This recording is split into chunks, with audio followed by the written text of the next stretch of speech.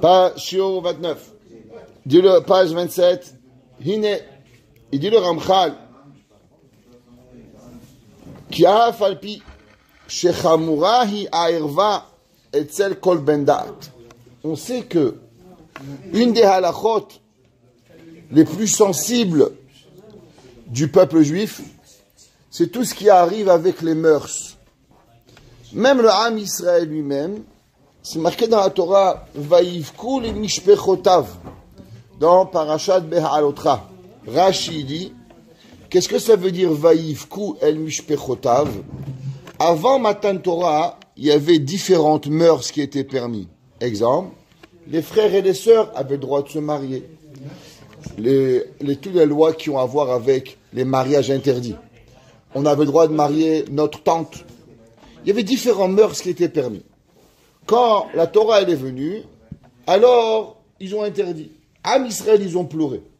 Une des choses les plus difficiles, c'est parce que quand un converti vient, on lui apprend quelques halachot. Shabbat, c'est difficile, un jour par semaine, stop. Une des deux halachot qu'on lui apprend, toute la halachot des mariages permis et interdits. C'est quelque chose qui est difficile. C'est le Yetzer Hara. La Gemara a dit que même quand on a enlevé le Yetzer Hara du monde, de Avodah Zara, alors on a gardé le Yetzer Hara de tous les mœurs. Pourquoi? La Gemara a dit parce que si on enlève ce Yetzer Hara, alors même les poules, elles ne voulaient pas faire des œufs.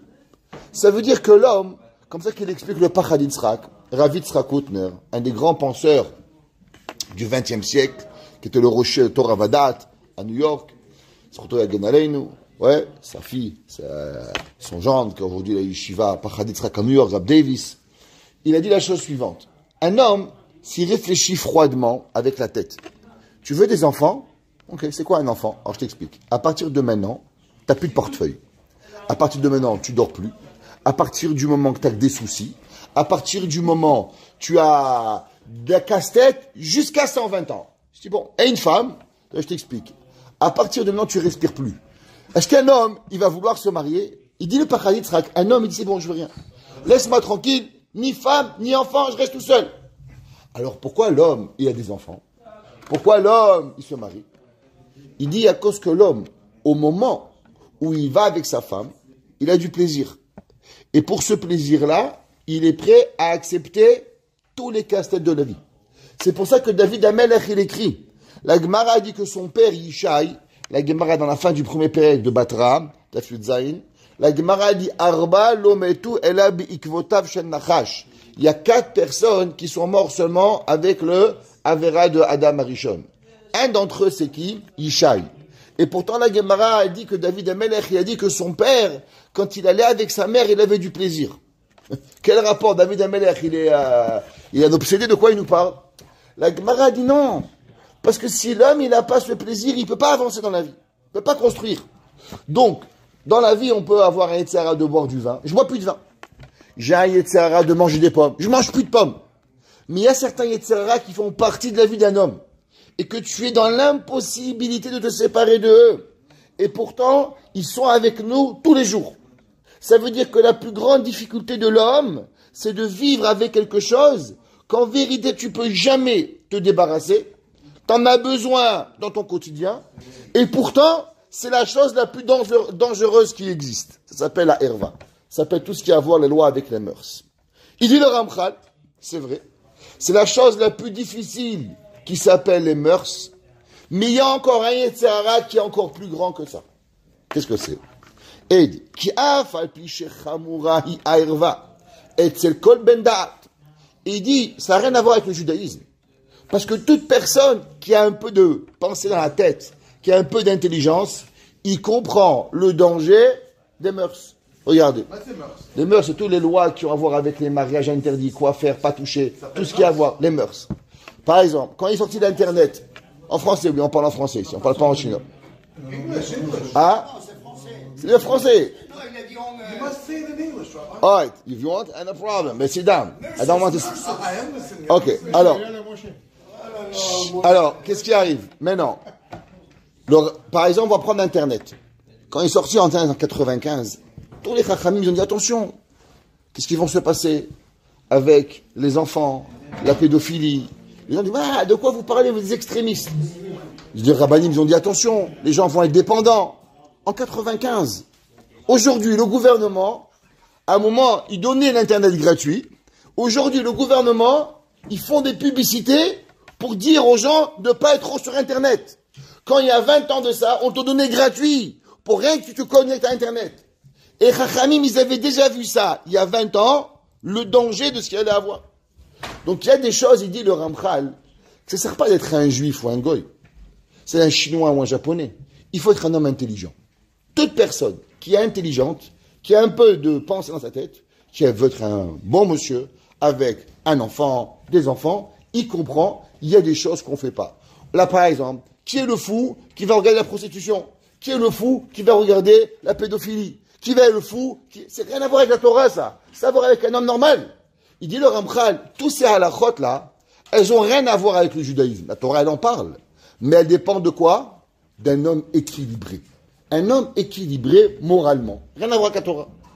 Velibo, yare, mikiro, velea.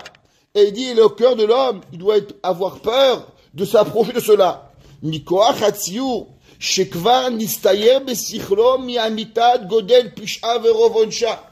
Et l'homme, il doit comprendre que même s'approcher de tout cela, c'est tellement dangereux que même avoir une relation proche avec toutes ces choses-là, on veut rien voir. On veut pas toucher, on veut pas voir, on veut pas faire. Pourquoi? À cause de la grandeur de la Avera et la punition qui est terrible. Mais il dit attention. Ine hasechok vekaludrosh. Tout ce qui a à voir avec la moquerie. Regardez. C'est qui les plus grands pervers? C'est les comiques. Combien de comiques vous connaissez qui ne savent pas dire des bêtises quand ils parlent? Moi, je me rappelle en France, mon père dit toujours, ah, faut pas écouter les blagues. Il dit pourquoi? Il dit parce que les comiques qui font les blagues, toujours ils parlaient des choses qui n'étaient pas tsniout. C'est naturel. Pourquoi? Parce que la blague, elle amène très rapidement à aller sous la ceinture. Mamshikimoto, me'at, ou makrivimoto, alo vekarev, shetiye hayira sara me'alav. Il dit, c'est quoi la moquerie?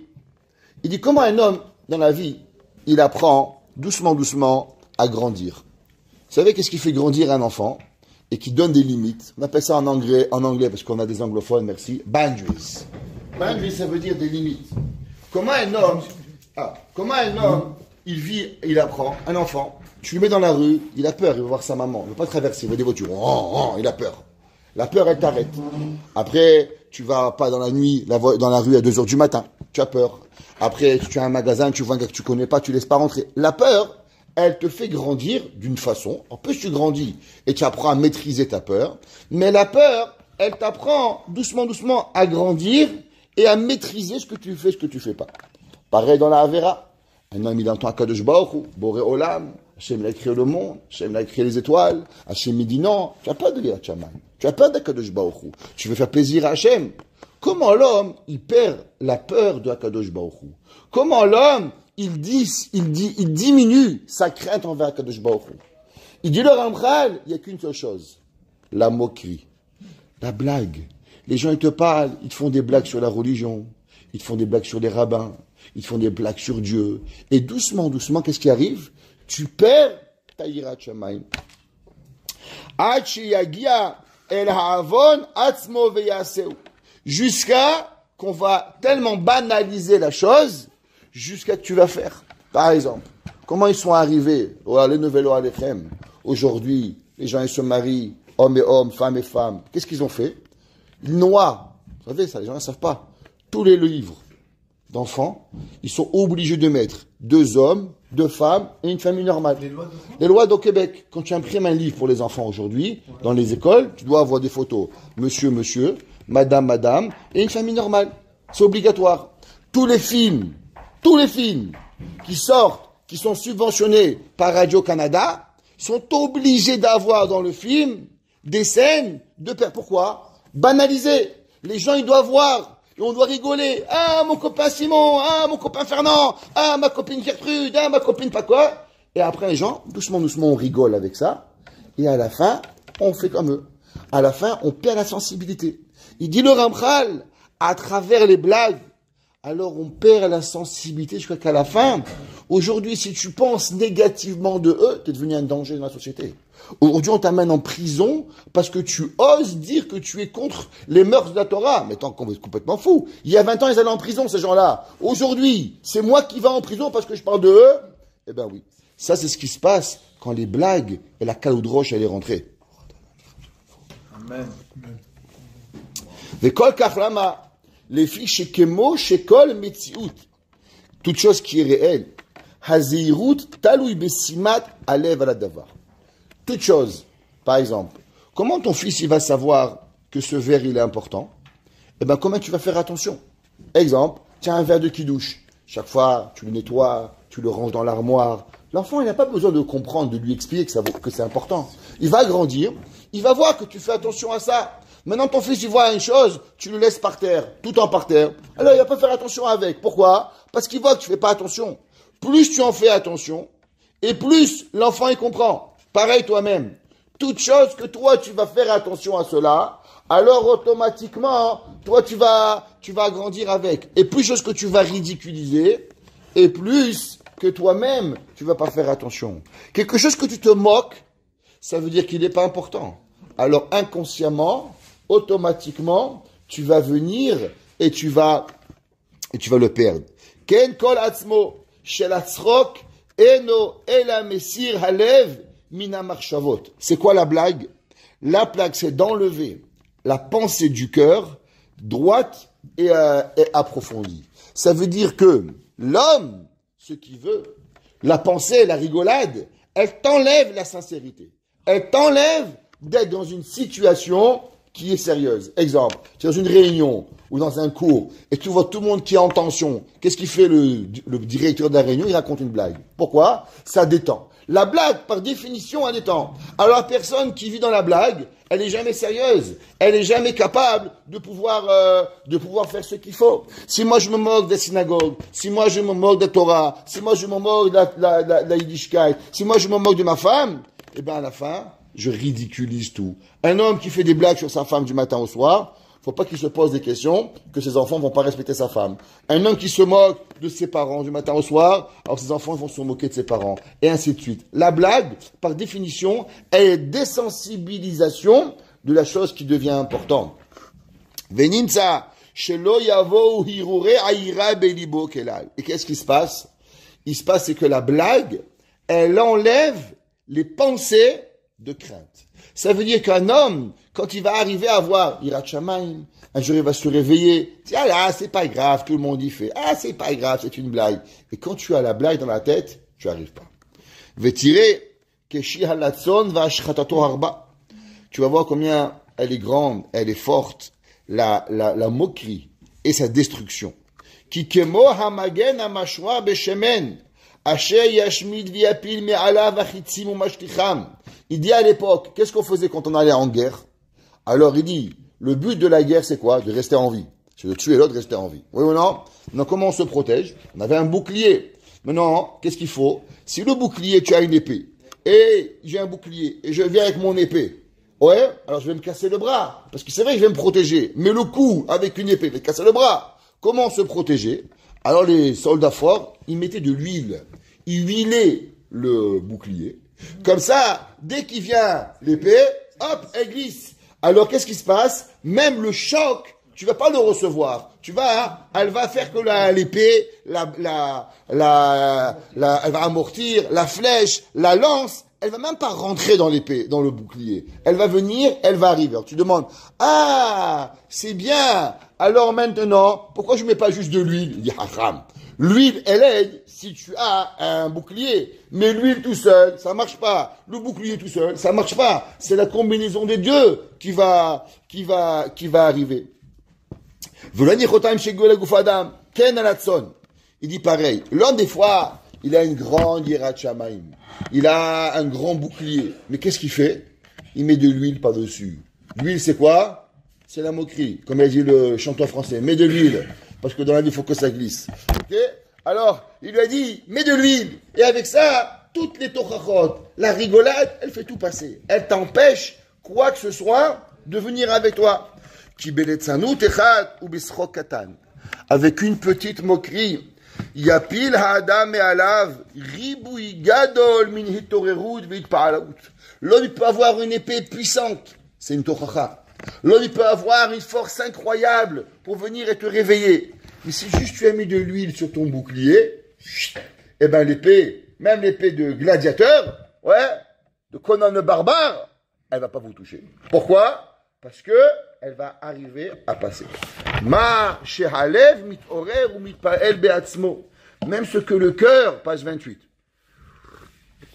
Même ce que le cœur, il se réveille et il est étonné. Midi re'oto o shema'o inyanim shiya'iruhu ala cheshbon va'pishbu ma'asim. Des fois tu vois une chose, tu es excessivement impressionné et tu veux. Et là on vient, on te raconte une petite blague et trac, elle arrive et elle va tout faire tomber. Ou bekoach ha'yaletzanut yapil akol haaretz velo ya'ase bo roshem kelal. Ouais, avec une blague, ça t'enlève comme l'épée. Tu donnes un grand coup d'épée sur un bouclier, et ben l'épée, elle va même pas s'arrêter sur le bouclier. Elle va glisser au total.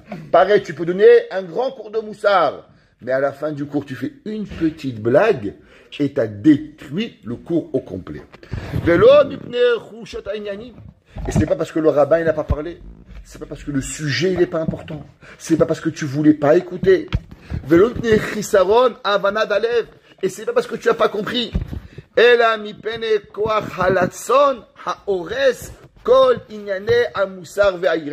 Parce qu'il n'y a qu'une seule chose qui détruit tout ce qui peut appeler la morale. C'est la blague. Quand on se moque de quelque chose, alors automatiquement, on a tout perdu. Venez. Hanavi Yeshaya. Yeshaya Navi, il a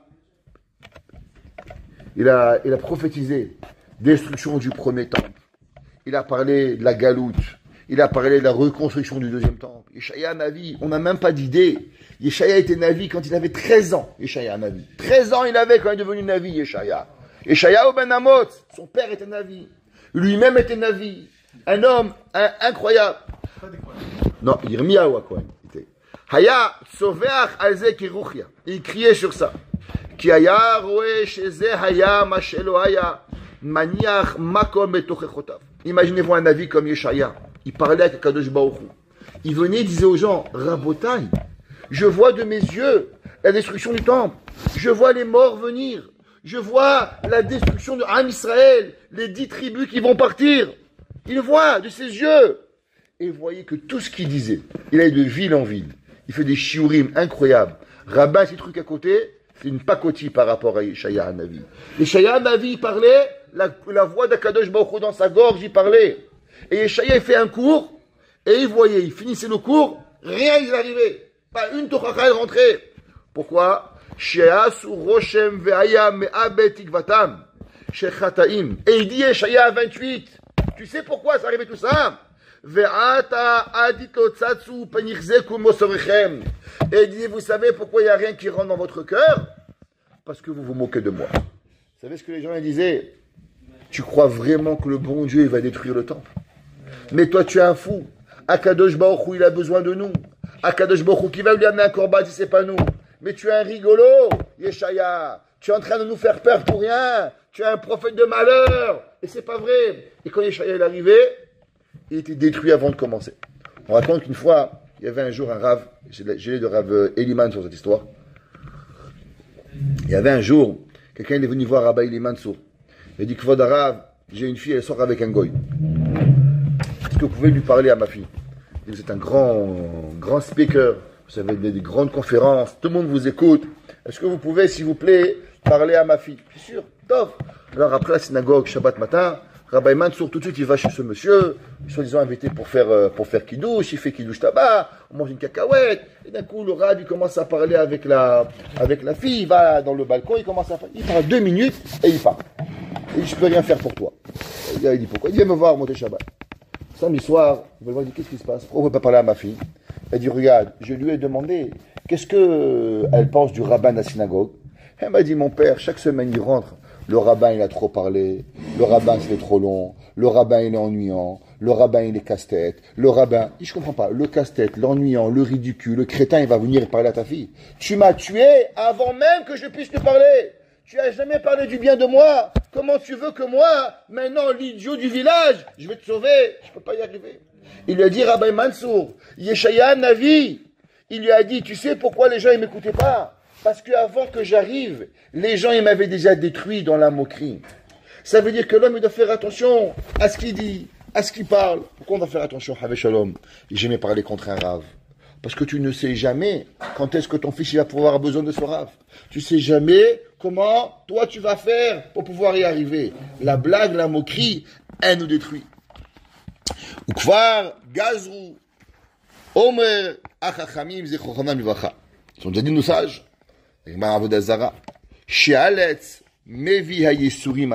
C'est marqué qu'une des choses que les moqueurs, ils amènent sur eux, c'est beaucoup de souffrance. Regardez, tous les comiques, ils sont mariés, divorcés, remariés, redivorcés, que de la blague.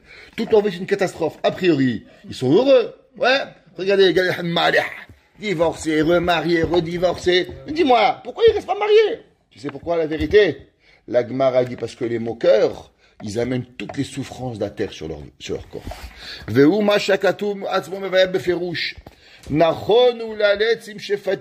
dit Mishlei, Shlomo HaMelech, préparez aux moqueurs les jugements divins. Parce que toi, tu te moques, alors Hachem, il te fait montrer que la vie, elle n'est pas une moquerie. L'homme qui prend la vie au sérieux, alors on n'a pas besoin de lui rappeler que la vie c'est sérieux. Mais l'homme qui prend la vie en une blague, alors Akadosh Baruch Hu, il doit ramener l'homme au droit chemin. Ki mi shemit palel mitbonenut min limudim en otze ishtese begufo. Celui qui étudie une Gemara, il dit waouh, c'est beau, c'est vrai. T'as pas besoin qu'on te rappelle que c'est vrai, ouais. Mais celui qui se rappelle pas lui-même qu'Hachem il est vrai, alors Hachem il le rappelle.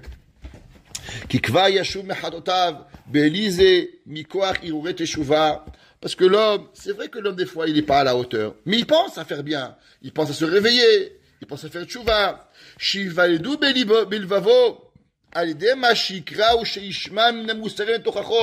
écoutes le cours du Rav, tu dis waouh, des fois il y a un cours et le cours est trop compliqué. C'est pas grave, dis waouh, c'est beau la Torah, j'aimerais bien arriver à comprendre. Des fois tu comprends, tu es intéressé, tu as une tchouva, des fois tu lis quelque chose, tu viens à la maison, tu prends un livre, tu étudies, tu as j'aimerais bien moi aussi un jour écrire un livre et grandir en Torah. Tiens, Hirour tchouva. Achaletzim. Vous savez qu'est-ce qu'ils ont les moqueurs? Principe, impressionnés de rien. Achaletzim, she'ena mitpa'ali mitochachot. Moqueur. She'ena mitpa'ali minatochachot. Ils sont jamais impressionnés de toutes les remontrances. Mipene koach letzanutam. Qu'est-ce que ça veut dire? C'est qu'à la force de se moquer de tout, dès que tu dis quelque chose, le cerveau, il le transforme en une moquerie. Toujours rajoute un grain de sel. Toujours raconter ce qu'il ne faut pas. En a un petit cool. Elle a chez Fatim. C'est pour ça que la seule façon qu'ils peuvent changer, c'est des claques sur la tête. Chez elle, loyi et koach beletzanutam. Parce que malheureusement, quand l'homme il est jugé par Akadosh Baruch Hu, alors il ne peut pas avoir de la blague. Quand l'homme il lui arrive des problèmes, les problèmes ils frappent fort. Itrotam et aleem kash et itroi musarim. Tu peux repousser beaucoup de paroles, mais des claques sur la tête, ça c'est pas possible. Veine, kefi chomer achev et donotav. Et bien sûr, on sait à combien Akadosh Baruch Hu dit. Tout dépend de la gravité de la faute, la gravité de la punition. Hein? Première règle d'éducation. Un homme, son fils, il n'a pas mangé le souper. Il n'a pas fini. Tu ne lui punis pas de la même façon que s'il a volé.